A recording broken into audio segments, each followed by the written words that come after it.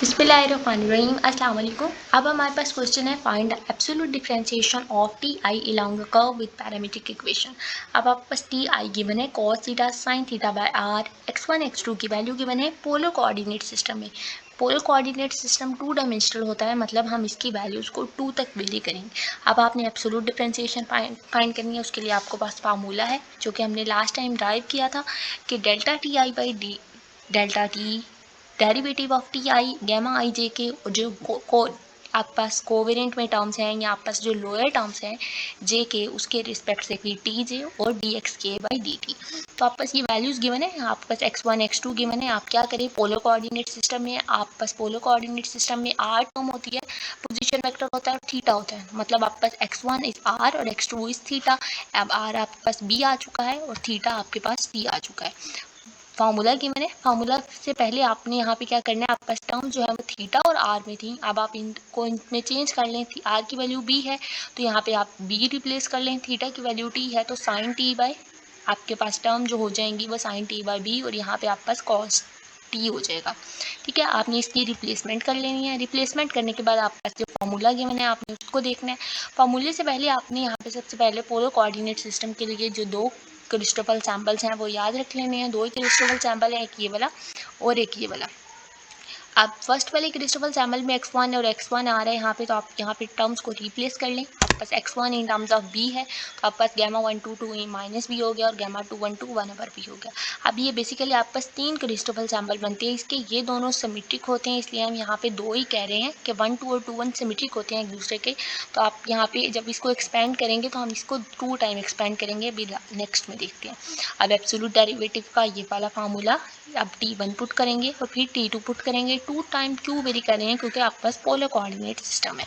अब आपने 1 पुट किया, सारे फार्मूले में जहाँ जहाँ आई आ रहा था वहाँ वहाँ 1 पुट कर लिया है। अब आपके पास यहाँ पे आई बारी कि आपने गैमा 1 जे के है, तो यहाँ पे कौन सी वाली वैल्यूज़ गैमा के लिए कौन सा वाला Christoffel sample polar coordinate system से हम यूज़ करेंगे। तो आपने सबसे पहले तो जाके देख लेना है कि आपके पास कौन सा ऐसा क्रिस्टोफल सैम्पल है जिसके अपर में 1 आ रहा है। एक ही क्रिस्टोफल सैम्पल है जिसके अपर में 1 आ रहा है, ये वाला 1 आ रहा है। अब आपने देखना है कि एक ही 1 है, उसके लोअर में क्या टर्म्स पड़ी हैं, 2 और 2 पड़ी हैं, तो मतलब हम गैमा 1 2 2 वाला क्रिस्टोफल सैम्पल अपने क्वेश्चन में यूज़ करेंगे। अब जे के क्या हो गया, 2 हो गया, जे की भी 2 वैल्यू आई, के की भी 2, तो यहाँ पे भी J2 पुट कर दिया, K2 पुट कर दिया। अब वैल्यूज सारी आ चुकी हैं। T1 की वैल्यू पुट की, गैमा 1 2 2 की वैल्यू पुट की, T2 sine T by B और derivative of x2 by with respect to t, तो x2 t था तो इसका डेरिवेटिव 1 ही आएगा। इसको सॉल्व कर लिए, -2 साइन टी इसका आंसर आ गया।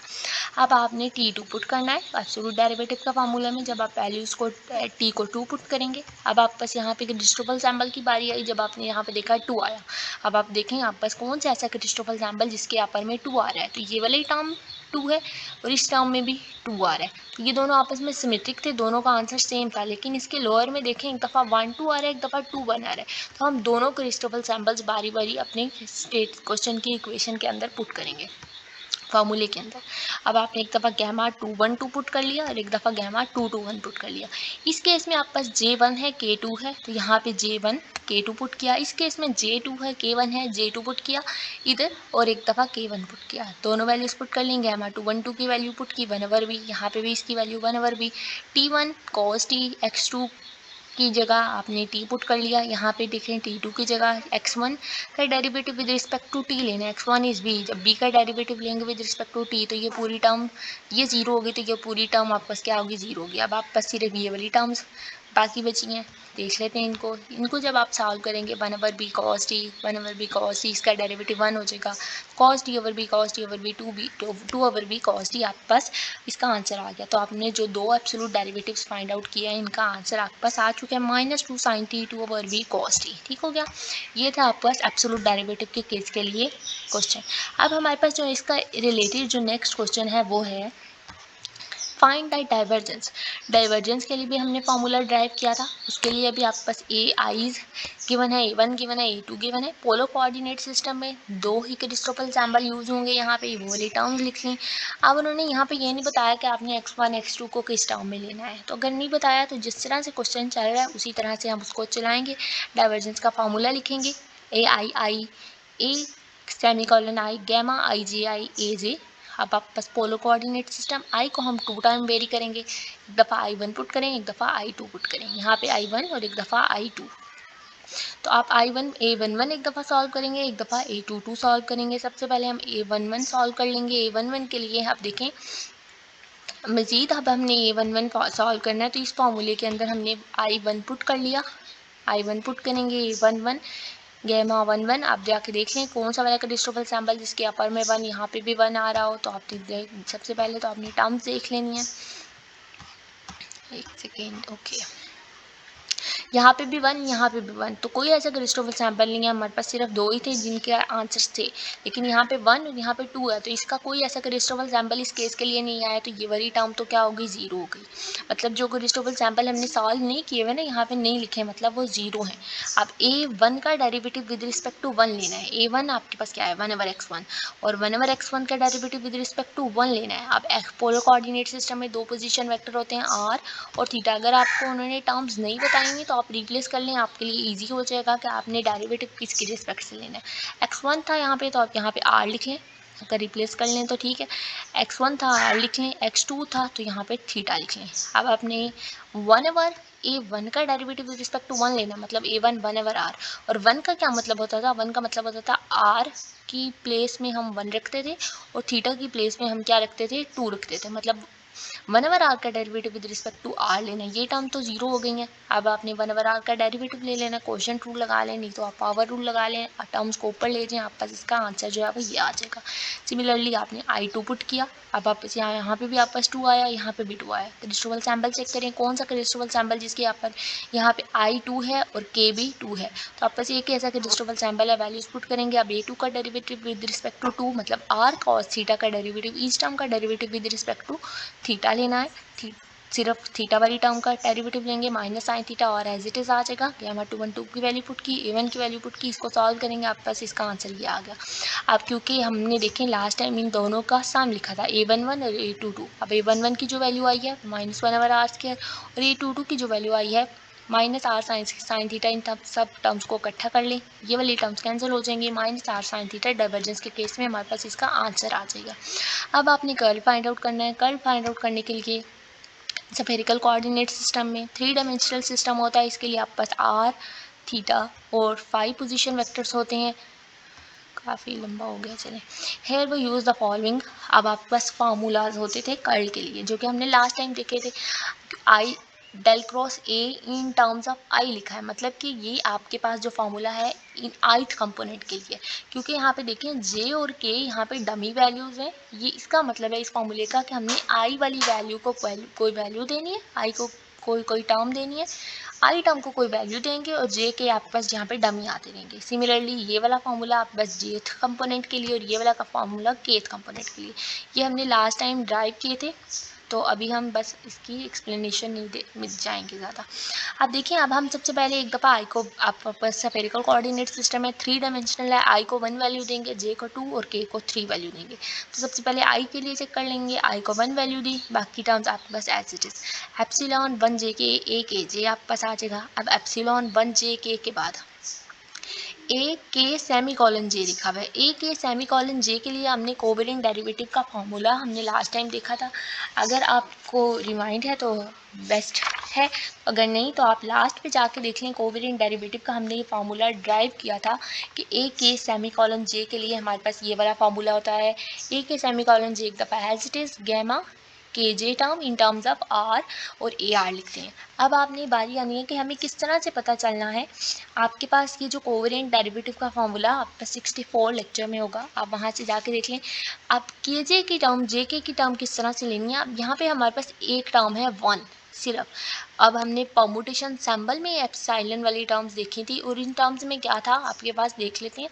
जब आपके पास यहाँ 1 था और आप पास इसके लिए 2 कंडीशंस बन सकती हैं। एक ये कि आप 1 को क्लॉकवाइज रोटेट करें, आप इसकी रोटेशन क्लॉकवाइज कर रहे हैं, या आप इसकी रोटेशन एंटी क्लॉकवाइज कर रहे हैं। मतलब आप 1 से 2 की तरफ जा रहे हैं, 2 से 3 की तरफ जा रहे हैं, और 3 से अगेन 1 की तरफ। तो आपके पास एक वैल्यू बन गई 1 2 3, और एक वैल्यू इस तरह से बन गई कि आप यहाँ से 1 से 3 की तरफ आ रहे हैं और 3 से 2 की तरफ आ रहे हैं। तो मतलब 1 2 3 और 1 3 2, दो तरह से हमारे पास इसकी रोटेशन हो सकती है। मतलब जे 2 है, के 3 एक दफ़ा बन सकता है, और और J3 और K2 बन सकता है।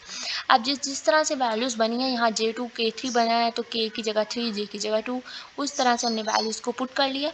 पुट करने के बाद अब मज़ीद आर को वैल्यू को एक्सपेंड करना है। आर को एक्सपेंड करने से पहले एप्सिलॉन 1 2 3, मतलब जब आप पास क्लॉकवाइज रोटेशन होती थी, देखें जब आप पास एप्सिलॉन 1 2 3 टर्म्स आती थी, ये वाली टर्म 1 से 2 2 से 3 पे आ रहे हैं, तो उसके लिए आप पास आंसर 1 होता है। तो हमने इसके लिए वैल्यू पुट कर ली, इसका आंसर जो है वो आगे पीछे लिखा है 1 लिख लिया। अब आपने यहाँ पे A3 का डेरिवेटिव विद रिस्पेक्ट टू 2 लेना है। A3 क्या है, आप पास ये है, टर्म्स को रिप्लेस कर लें। cos x2 है, x2 का मतलब है थीटा और x1 का मतलब है r, तो cos थीटा बाय r का डेरिवेटिव लेना है आपने विद रिस्पेक्ट टू 2, तो मतलब थीटा के रिस्पेक्ट से डेरिवेटिव लेना है, तो cos x2 का सिर्फ डेरिवेटिव लेंगे, नीचे तो r है एज इट इज आ जाएगा, इसका डेरिवेटिव माइनस साइन थीटा हो जाएगा। इसके बाद गैमा क्रिस्टोफल सैम्बल देख लें कि आपने कौन से वाले Christoffel sample spherical coordinate system के लिए ड्राइव किए थे, वो याद रख लें, अदरवाइज आपके पास क्वेश्चन में ऑलमोस्ट गिवन होंगे इन क्वेश्चंस के लिए। आई थिंक गैमा 332 का क्रिस्टोफल सैम्बल लिखा, A3 की वैल्यू पुट की cos x2 बाई x1, और इसको चेक कर लिया। अभी सिमिलरली एप्सिलॉन 132 है, मतलब आप एंटी क्लॉकवाइज मूव करें 132 के लिए, आप पास इसका आंसर जो है वो -1 होता है, उसकी वैल्यू रिप्लेस की -1। A2 का डेरिवेटिव विद रिस्पेक्ट टू 3 लेना है, मतलब x1 का derivative with respect to 3, x1 क्या था, r था, r का डेरिवेटिव विद रिस्पेक्ट टू 5 लेना है आपने, 3 का मतलब 5, इसका डेरिवेटिव तो 0 ही आएगा। यहाँ पे आप इसकी वैल्यू पुट करें, ये वाली वैल्यू पुट करें A3 की, इसको मजीद सिंप्लीफाई करेंगे, आप टेंजेंट को ओपन कर लें, cos x2 bye sin x2 कर लें, कैंसिलेशन होती है तो ठीक है, अदरवाइज आप इसको सिंप्लीफाई करें और आपके पास इसका जो है वो आंसर लास्ट में ये आ जाएगा। अब आपने नेक्स्ट क्या करना है, नेक्स्ट में हमने I1 पुट किया, अब आप J2 पुट करें, आप 2KI, उसके लिए आपके पास J पुट कर रहे हैं तो KI टर्म आ रही है। अब देखें आप इसकी रोटेशन किस तरह से कर सकते हैं, आप 2 से 1 की तरफ जा सकते हैं और 1 से 3 की तरफ आ सकते हैं, एक ये रोटेशन हो सकती है और एक ये हो सकती है, 2 से 3 की तरफ और 3 से 1 की तरफ। तो दोनों रोटेशन हमने लिख ली हैं, दोनों की वैल्यूज़ उसी तरह से रिप्लेस करनी है। अगर आपको कोई मसला होता है तो आप मुझे नीचे कमेंट कर दें, मैं जितनी जल्दी हो सका आपको रिप्लाई दूंगी। A1 का डेरिवेटिव विद रिस्पेक्ट टू 3 लेना है, x1 का डेरिवेटिव विद रिस्पेक्ट टू 5, तो आंसर तो 0 ही आएगा। F2 3, अब आपके पास यहाँ पे टर्म बनी 2 3 1, तो यहाँ से देख लें, अगर आपको नहीं समझ आती तो 2 3 1 के लिए आपके पास इसका आंसर 1 है, उसके लिए वैल्यू पुट की 1, और 2 1 3 के लिए आपके पास आंसर इसका 2 से 1 1 से 3 के लिए -1 है, तो आपने उसके लिए वैल्यूज पुट की।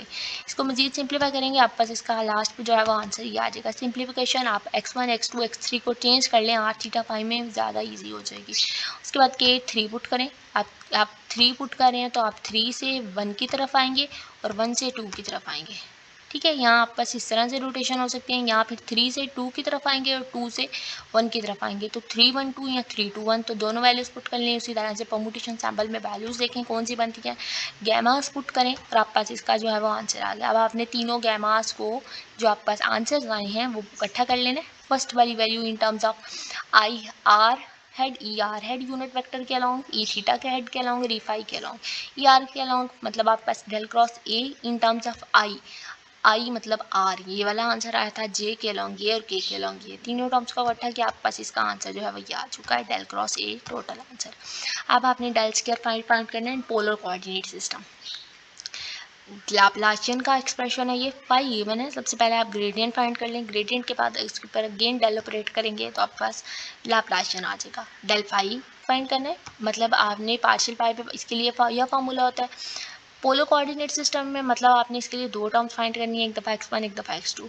डेल फाई चेक कर लेते हैं, पार्शियल बाय पार्शियल x1, यहाँ पे वैल्यूज पुट करें, फाई की value x1 by x1 x2 by 2, values put की x1 का डेरिवेटिव लेना है तो x1 1 हो जाएगा, x2 बाई 2 यहाँ पे आंसर आ गया। सिमिलरली यहाँ पे x1 बाई 2 आंसर आ गया, इनको चेक कर लें। x1 x2 को रिप्लेस कर लें पोलर कोऑर्डिनेट सिस्टम की रिस्पेक्ट से, x1 is R and x2 is theta. अब आपने ये आपके पास डेल फाई आ चुका है, आप इसके ऊपर अगेन डेल ऑपरेट करेंगे तो लाप्लासियन बन जाएगा, डेल डॉट डेल फाई करेंगे। इसके ऊपर जब आप अगेन डेल ऑपरेट करेंगे मतलब partial phi by partial x1 का again derivative with respect to 1 और एक दफ़ा 2। ये आपके पास एमसीक्यूज बन सकता है कि डेल फाई एक कोवेरिएंट वेक्टर है, ठीक है, इसको याद रख लेना आपने। डेल फाई 1 1 कोवेरिएंट वेक्टर किस तरह से है देखें, इसकी 1 सेमीकोलन 1 2 सेमीकोलन 2 फॉर्म लिखी है, तो इस तरह से हम इसको कह रहे हैं कि कोवेरिएंट वेक्टर है। डेल फाई वन सेमीकोलन 1 के लिए आपने कोवेरिएंट डेरिवेटिव का फॉर्मूला जो मैंने 64 लेक्चर आपको बताया वहाँ से देख लें जाके, रिमाइंड कर लें एक दफ़ा, दोनों का फार्मूलाज ओपन किए, डेल फाई 1 के लिए भी और 2 के लिए भी। अब आपने पुट करने के इसको सॉल्व करने के बाद डेल फाई 1 जो हमने सॉल्व किया यहाँ पे θ/2 और r/2 उसकी फर्स्ट वैल्यू पुट की 1 के केस के लिए, फिर 1 का डेरिवेटिव 1 वैल्यू पुट करनी है और उसका डेरिवेटिव विद रिस्पेक्ट टू 1 लेने मतलब r के रिस्पेक्ट से, तो यहाँ पे तो कोई r की टर्म नहीं, तो ये टर्म 0 हो गई। सिमिलरली क्रिस्टोफल सैम्पल लिख लें, कौन सा ऐसा क्रिस्टोफल सैम्पल जिसके यहाँ भी 1 यहाँ भी 1 आ रहा हो, तो ऐसा कोई क्रिस्टोफल सैम्पल नहीं है यहाँ पे, तो देख लेते हैं एक दफ़ा, आपने चेक कर लेना है। वैसे आई थिंक सो यहाँ पे आप ओके एक क्रिस्टोफल सैम्पल था आपके पास 1 2 2, उसके लिए आपके पास वैल्यूज थी, और एक क्रिस्टोफल सैम्पल था आपके पास 2 1 2 और इसी को सिमेट्रिक कर लें, तो ऐसा कोई क्रिस्टोफल सैम्पल नहीं है जिसमें हमारे पास यहाँ और यहाँ पे 1 आ रहा हो, तो ये टर्म तो 0 होगी। सिमिलरली ये वाली वैल्यूज को चेक करें, इसका क्रिस्टोफल सैम्पल की वैल्यू लिख लें और आप बस इसको सिंप्लीफाई करने के बाद इसका आंसर जो है वो ये आ जाएगा। तो ये था आपके पास को 4-5 एग्जाम्पल्स हैं, आप इनको अच्छे से देख लेना। अगर कोई पॉइंट समझ नहीं आता तो नीचे कमेंट कर लें। अभी तक के लिए इतना ही, अल्लाह हाफ़िज़, थैंक यू।